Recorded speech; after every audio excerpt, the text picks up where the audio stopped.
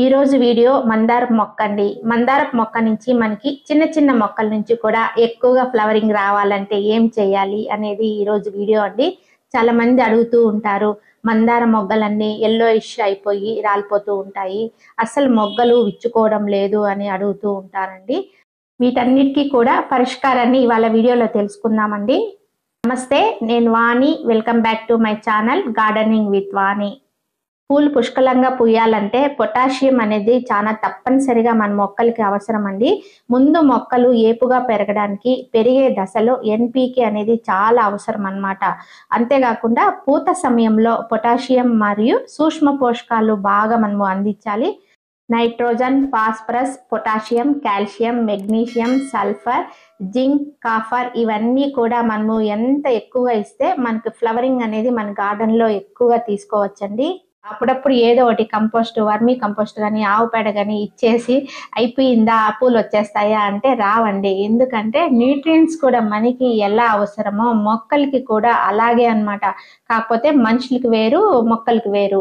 పల్లెటూర్లలో గమనించామనుకోండి, ఎందుకంటే ప్రతిదీ వాళ్ళు కిచెన్ లో వచ్చేదంతా వేసేస్తుంటారు. టీ పొడి నుంచి ఆనియన్ పీలు, ఎక్సెల్స్, మిగిలిపోయిన అన్నం, కూరలు అన్ని కలిపి వాళ్ళు వేసేస్తుంటారు. సో వాటికి ఫాస్ఫరస్ కూడా అంతే బాగా అందుతూ ఉంటాయి. ఇప్పుడు మనం ఏం చేస్తున్నామంటే ఓన్లీ వాటర్ మాత్రమే పోస్తున్నాము, అప్పుడప్పుడు కొద్దిగా ఎరువు మాత్రం వేస్తున్నాం. బయట ఉన్న కెమికల్స్ అస్సలు మనము భూమిలో వేసామనుకోండి, భూమిలో మట్టి అనేది చాలా డ్యామేజ్ అయిపోతుంది. అంతేకాకుండా మనకి మేలు చేసే ఆర్గానిజమ్స్ మొత్తం చనిపోతాయి అన్నమాట కెమికల్స్ వేస్తే. రైతులకు అయితే తప్పదు, వాళ్ళు పొలాల్లో ఖచ్చితంగా వాళ్ళు యూజ్ చేయాలి. సో మనము చాలా నేచురల్ గా మినరల్స్ ని మనము అందించాలి మన ప్లాంట్స్ కి. సో ఫ్లవరింగ్ స్టేజ్ లో ఏ ప్లాంట్ అయినా కానీ, అంటే ఫ్లవరింగ్ ప్లాంట్సే కాదు, ఫ్రూటింగ్ ప్లాంట్స్ అయినా, వెజిటబుల్ ప్లాంట్స్ అయినా, ఫ్లవరింగ్ స్టేజ్ లో మనకి న్యూట్రియంట్స్ అయినా ఫాస్ఫరస్, పొటాషియం ఇవి ఎక్కువగా కావాలి మొక్కలకి.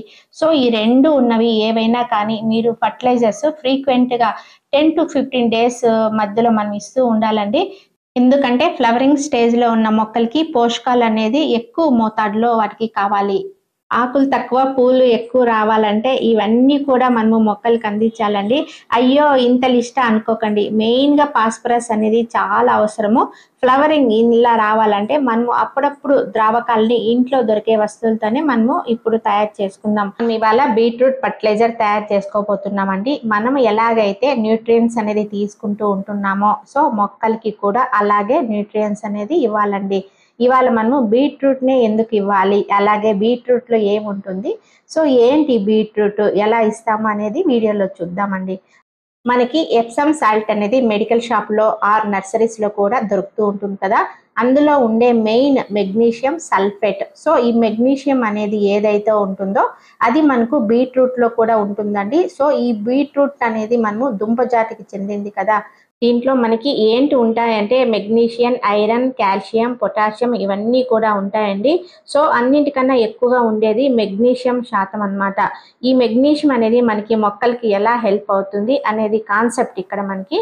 ఈ బీట్రూట్ ఫర్టిలైజర్ ఇవ్వడం వల్ల ఏంటి లాభం అంటే, మెగ్నీషియం ని మనం మొక్కలకి ఇస్తున్నాం కదా, దాని వల్ల మనకి ఏం జరుగుతుందంటే ప్లాంట్స్ కి గ్రోత్ అనేది చాలా బాగుంటుందండి. ఈ ఫర్టిలైజర్ ని మనం అన్ని రకాల ఫ్లవరింగ్ ప్లాంట్స్ కి ఇవ్వచ్చండి. ఇవి అవి అని కాదు, అన్ని రకాల పూల మొక్కలకి ఇవ్వచ్చండి.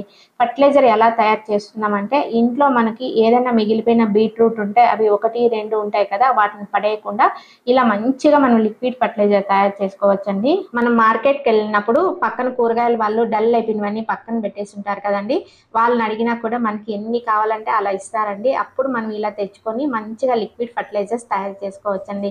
వీటికి పీల్ తీయనవసరం లేదండి, అలాగే మనము లిక్విడ్ ఫర్టిలైజర్ తయారు చేసుకోవచ్చు. ఇలా చిన్న చిన్న పీసెస్ గా కట్ చేసి మిక్సీలో వేసామనుకోండి, బాగా గ్రైండ్ అయిపోతుంది.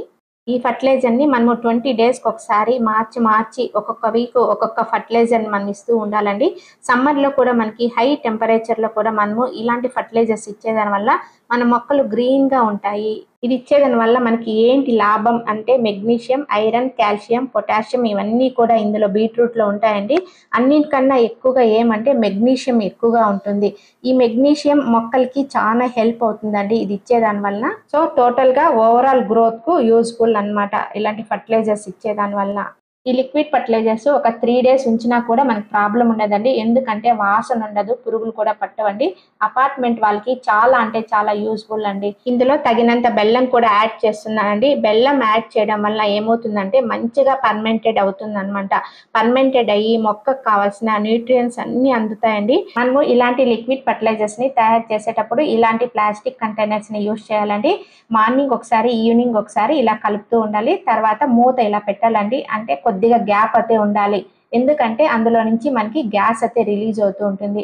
సో 3 డేస్ అయితే అలాగే ఉంచేసానండి. 3 డేస్ తర్వాత మంచిగా అయితే ఫర్మెంటెడ్ అయింది. అసలు స్మెల్ కూడా లేదండి. మంచిగా అయితే ఫర్మెంటెడ్ అయింది. సో ఈ ఫర్టిలైజర్ ని మనము డైరెక్ట్ గా అలాగే మొక్కలకి ఇవ్వకూడదండి. 1:10 రేషియోలో మన ప్లాంట్స్ కి అయితే ఇచ్చేద్దాం.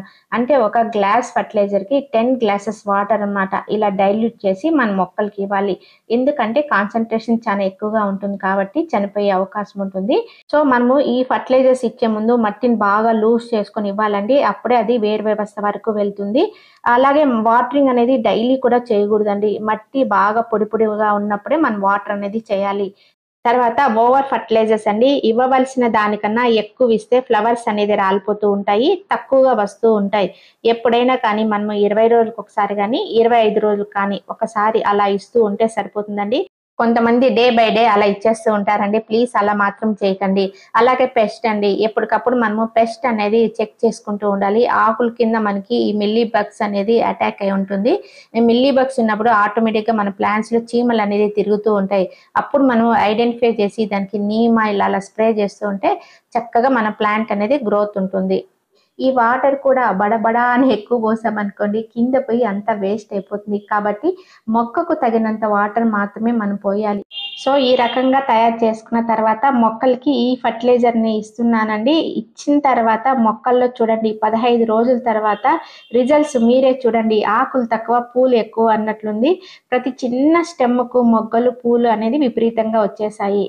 మీరు కొత్తగా కనుక ప్లాంట్‌ని పెట్టినట్లయితే ఒక నెల రోజుల వరకు ఎలాంటి కంపోస్ట్‌లు ఇవ్వకూడదండి. నెల రోజుల తర్వాత మాత్రమే ఫర్టిలైజర్‌ని మనము 15 రోజులు ఒక్కొక్కసారి ఇవ్వాలి. ఇది లిక్విడ్ రూపంలో అయినా ఇవ్వచ్చు, లేకపోతే సాలిడ్ రూపంలో ఇవ్వచ్చు. ఎంత హెల్తీగా ఉంది ప్లాంట్. ఇవన్నీ ఇలా రావడానికి కారణం ఫ్లవరింగ్ బూస్టర్ ఇలా ఇవ్వడమే అండి. 15 డేస్‌కి ఒకసారి మనం ఇలా ఇవ్వడం వల్ల ఫ్లవర్స్ అనేది ఇంత మంచిగా నా గార్డెన్‌లో మందారాలు కానీ, రోసెస్ కానీ విరగపూస్తున్నాయి. బర్డ్స్ కూడా అలాగే విపరీతంగా వచ్చేసాయండి. అలాగే మొక్క ఎంత కలర్‌ఫుల్‌గా అసలు ఫ్లవర్స్ చూడండి ఎంత బ్రైట్‌గా ఉన్నాయో కదా! ఇలాంటి మన బూస్టర్స్ ఇచ్చేయడం వల్ల మనము ఇంత రిజల్ట్స్ అనేది మన గార్డెన్‌లో పొందవచ్చు. ఇంకొక విషయం ఏమంటే వర్షాకాలంలో వర్షాలు ఎక్కువైపోతున్నాయని చాలా మంది షేడ్ ప్లేస్‌లో వాళ్ళ మొక్కలు ఉంచేస్తూ ఉంటారండి. అలా మాత్రం చేయకండి. ఎందుకంటే మన మొక్కలు వర్షం నీటిలో చాలా మినరల్స్‌ని కలెక్ట్ చేసుకుంటాయి. అలాగే మనకు వర్షపు నీటిలో నైట్రోజన్ అనేది చాలా ఎక్కువగా ఉంటుందండి. కాబట్టి మనము ఈ వర్షంలో మన ప్లాంట్స్ ఉంటే ఎక్కువగా బ్లూమింగ్ రావడానికి అవకాశం ఉంటుంది. గార్డెన్‌లో మందారాలు, రోసెస్ పూయడం లేదు అనే వాళ్ళందరూ ఈ ఫ్లవరింగ్ బూస్టర్‌ని మీరు కూడా యూజ్ చేసి మందారాలు, రోసెస్ పెంచడంలో సక్సెస్ కావాలని కోరుకుంటున్నాను. ఈ వీడియో నచ్చినట్లయితే లైక్ చేయండి, షేర్ చేయండి, సబ్స్క్రైబ్ చేయండి. Wish you A happy gardening. Thank you.